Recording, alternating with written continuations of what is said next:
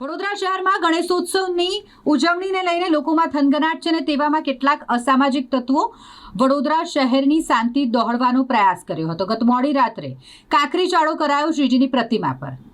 Mandvi Panigate road પર શ્રીજીની પ્રતિમા લઈ જવામાં આવી રહી હતી અને કેટલાક કટ્ટરવાદી અસામાજિક તત્વો દ્વારા શ્રીજીની પ્રતિમા પર ઈંડા ફેંકવામાં આવ્યા।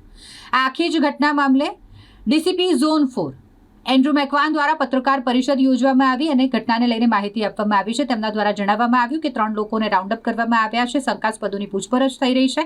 સીસીટીવી કેમેરા સહિતના તમામ જે સ્ત્રોત છે તેને ખંગાળવાની પણ પોલીસે શરૂઆત કરી દીધી છે। રાત્રે લગભગ 3 વાગ્યાના આરસામાં શ્રીજીની પ્રતિમાને લઈ જવામાં આવી રહી હોય અને આ દરમિયાન કેટલાક અસામાજિક તત્વો દ્વારા ઈંડા ફેંકવામાં આવ્યા શ્રીજીની પ્રતિમા પર, જેના કારણે લોકોની ધાર્મિક લાગણી તો દુભાઈ જ છે, પરંતુ વડોદરા શહેરની શાંતિ પણ દોહડાઈ શકે તેવી પરિસ્થિતિ હોય અને જેને ધ્યાનમાં રાખતા પોલીસ સજ્જ બની છે। પોલીસ દ્વારા તમામ દિશામાં તપાસ કરવામાં આવી રહી છે। માંજલપુર વિસ્તારના શ્રીજીની પ્રતિમા હતી જેને પાણીગેટ રોડ પરથી લઈ જવામાં આવી રહ્યા હતા અને આ દરમિયાન કેટલાક અસામાજિક તત્વો દ્વારા તેના પર ઈંડા ફેંકવામાં આવ્યા છે।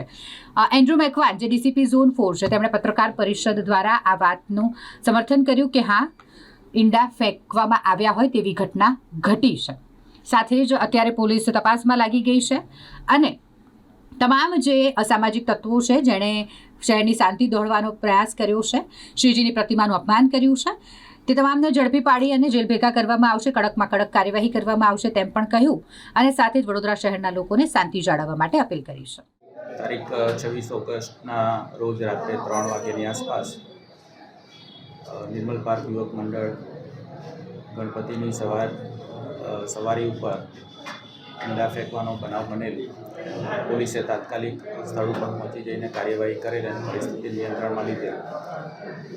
આ બાબતે સિટી પોલીસ સ્ટેશનમાં ગુનો નોંધવામાં આવેલ છે, જેની તપાસ હાલ ચાલુ છે। જે કોઈ પણ આરોપીએ આ કરેલું છે તેમને સખતમાં સખત શિક્ષા થાય એ પ્રમાણે વડોદરા શહેર પોલીસ દ્વારા કાર્યવાહી કરવામાં આવશે। સર, જે રીતે તહેવારો નજીક છે, વડોદરા શહેરની શાંતિ દોહડવાનો પ્રયાસ થયો છે, કે આ પ્રકારની પોલીસ હવે એક્શન લેશે? કારણ કે જે ઘટના બની છે તે ખૂબ જ નિંદનીય કહી છે। વડોદરા શહેર પોલીસ દ્વારા આ બાબતે ગુનો દાખલ કરીને તપાસ કાર્યવાહી કરવામાં આવી રહી છે। શકમંદોને રાઉન્ડ અપ કરવામાં આવી રહ્યા છે। ગુનાનું જુદા જુદા એંગલથી, જુદા જુદા સોર્સિસથી તપાસ થઈ રહી છે। સીસીટીવીની તપાસ થઈ રહી છે। તમામ બાબતોનો ઝીણવટપૂર્વક તપાસ કરીને જે કોઈ પણ આરોપી હશે એમને સખતમાં સખત કાર્યવાહી થાય એ પ્રમાણેની પોલીસ દ્વારા કામગીરી કરવામાં આવશે। પોલીસ સ્ટેશનને 100 મીટરના દાયરામાં ઘટના બની છે, કેવી રીતે જોશો સમગ્ર ઘટનાને? બનાવ મોડી રાત્રે 3 વાગ્યાની આસપાસ બનેલો છે।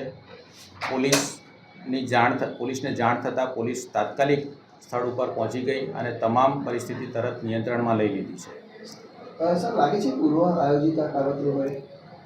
હાલ તપાસ ચાલુ છે, એટલે આ સંદર્ભે અત્યારે કહી નહીં શકાય। તપાસ પૂર્ણ થયાથી તમામ બાબતો ઉપર આપણે વધારે સ્પષ્ટતાથી કહી શકીએ। જે આરોપીઓને ડિટેન કર્યું છે એ તપાસમાં કંઈક તો બહાર આવ્યું હશે? તપાસ ચાલુ છે, શકમંદોની પૂછતાછ ચાલુ છે, અન્ય પાસાઓના પણ તપાસ ચાલુ છે। તમામ તપાસ કામગીરી પૂર્ણ થવાથી આપણને સચોટ માહિતી અને સચોટ આરોપી મળશે અને તેના ઉપર સખત કાર્યવાહી કરવામાં આવશે। સર, અત્યાર સુધીમાં અત્યાર સુધીમાં કેટલા શકમંદોની પૂછપરછ કરી આપે? શકમંદોને રાઉન્ડ અપ કર્યા છે। તપાસ અંદાજિત આંકડો કહી શકો? શકમંદોને રાઉન્ડ અપ કરવામાં આવ્યા છે પોલીસ દ્વારા। તેમની તપાસ ચાલી રહી છે, પૂછતાછ ચાલી રહી છે અને જે કોઈ પણ આ કૃત્ય કર્યું હશે તેમને શોધી કાઢીને પોલીસ દ્વારા સખત કાર્યવાહી કરવામાં આવશે। ઇન્વેસ્ટિગેશનના પાર્ટ રૂપે જે કોઈ પણ ઇન્વેસ્ટિગેશન કરવાનું છે, જે કોઈ પણ ટેકનિકલ મદદ લેવાની છે, FSLની મદદ લેવાની છે, અન્ય મદદ લેવાની છે, તમામ ટેકનોલોજીની મદદ લઈને આ તપાસ અને ઇન્વેસ્ટિગેશન કરવામાં આવશે। શ્રીજીની પ્રતિમા હાલ ક્યાં છે? ઇન્વેસ્ટિગેશન ચાલુ છે। અચ્છા, એ લોકોની પૂછપરછ કરી કે એ લોકોએ રૂટ ચેન્જ કર્યો કે કંઈ એવી કોઈ ઘટના બની છે કે ભાઈ આ જ રૂટથી છે, કઈથી એ લોકો આવતા હતા ને કઈ લગાડી જવાનું હતું, એ ચેક કર્યું છે? સમગ્ર આ જે બનાવ છે, જે ગુનો દાખલ થયો છે એની તપાસ તમામ પાસાઓથી તપાસ ચાલુ છે। તપાસ પૂર્ણ થવાથી આપણે વધારે સ્પષ્ટ રીતે માહિતી આપી શકીશું। મારું નામ સમીર સોલંકી માંજલપુરમાં અમારું યુવક મંડળ છે, નિમા યુવક મંડળ. આ આગળ ગધેડા માર્કેટથી અમે અમારી ગણેશજીની પ્રતિમા લઈને આવતા હતા, મૂર્તિ લઈને. ગણેશજીની પ્રતિમા લઈને મૂર્તિ લઈને પાણી ગેટથી આવતા હતા. વચ્ચે આ જે મદાર માર્કેટ છે ત્યાં આગળથી કોઈ ઉપર એની બાજુની બે બિલ્ડિંગમાંથી કોઈને કોઈ ઈંડા માર્યા છે મૂર્તિ પર. તે મૂર્તિના હાથ પર એક ઈંડું પડ્યું છે. બાકીના જે ભલે ઈંડા છે એ એમના જે છોકરાઓ જે આગળ જે ગાડું ખેંચતા હતા એમના પર પડ્યા હતા.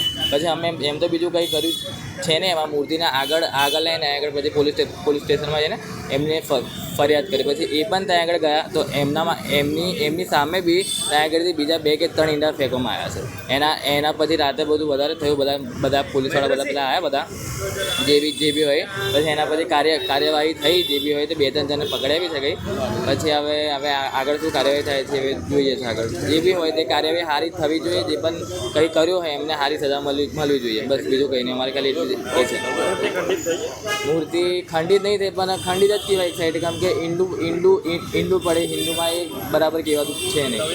હા, હવે નવી મૂર્તિ તો લાવવી જ પડશે. હા, કરી નાખેલું નવી મૂર્તિનું બી, કારણ કે એ મૂર્તિ હવે એક વખત ઈંડું પડી ગયા પછી હજુ તો મૂર્તિની સ્થાપના બી નહીં થઈ, તો પછી એ મૂર્તિ કંઈ કામની જ ના કહેવાય. સમીર સોલંકી. રાત્રે 2:30 થી 3 વાગ્યાની વચ્ચે આ ઘટનાને જે અંજામ આપવામાં આવ્યો, અને અંજામ એટલે ઈંડા ફેંકવામાં આવ્યા, એ બી શ્રીજીની પ્રતિમા પર. તો જેણે આ દુઃસાહસ કર્યું છે એની પાછળ કયું રાજકીય શૈતાન દિમાગ લાગ્યું છે કે જે ફક્ત વડોદરા નહીં, સમગ્ર ગુજરાતનું વાતાવરણ દોડવાનો જે પ્રયાસ કરવામાં આવ્યો છે. એટલે સીધો સ્પષ્ટ સંદેશો આપવામાં આવે છે. 93 સાલ પહેલાં આવી રીતે અશોક ભોગી કરીને એક ભાઈ હતા કે તેને ત્યાં ભીડ દેખાય એટલે બીજા દિવસે ધમાલ થવાની. તો 100%, અને આના કારણે જે તમામ હિન્દુ લોકોની જે લાગણીઓ દુભાઈ છે, કારણ કે સરવાળે તો સવાલ પોલીસના પર પેદા થયા. હવે વિચારો, 2:45 વાગે જે ગણપતિમાં કોઈ પણ જાતના ડાન્સ કશું નહીં, શાંતિપ્રિય રીતે નાના પ્રતિમા લઈને નીકળતા હતા, અને આ રીતની ઘટના ઘટિત કરવી એ સમગ્ર ગુજરાત માટે ચેલેન્જ છે. ગૃહમંત્રી માટે મેં ચેલેન્જ છે કે આવા તત્વોને તાત્કાલિક ધોરણે, હજુ તો શંકાના આધારે અમુક વ્યક્તિને અટકાયત કરવામાં આવ્યા છે, પણ મને 100% વિશ્વાસ છે આગામી 24 કલાકની અંદર મુખ્ય આરોપીઓને પકડવામાં આવે. અમારા વડોદરા શહેરના તમામ લોકોની, તમામ હિન્દુ સંગઠનોની એક જ લાગણી છે કે જે યોગીજી જે કાર્યવાહી યુપીમાં કરે છે, તો આવા આરોપીઓને યોગીજી જેવી કાર્યવાહી થાય, બુલડોઝર ચાલે, ઘુસખીટોક જેવા ગંભીર અપરાધમાં એમને જેલમાં મોકલવામાં આવે, અને આવા તત્વોને વડોદરામાં રહેવાનો કોઈ અધિકાર નથી એવું વડોદરાની જનતા માને છે.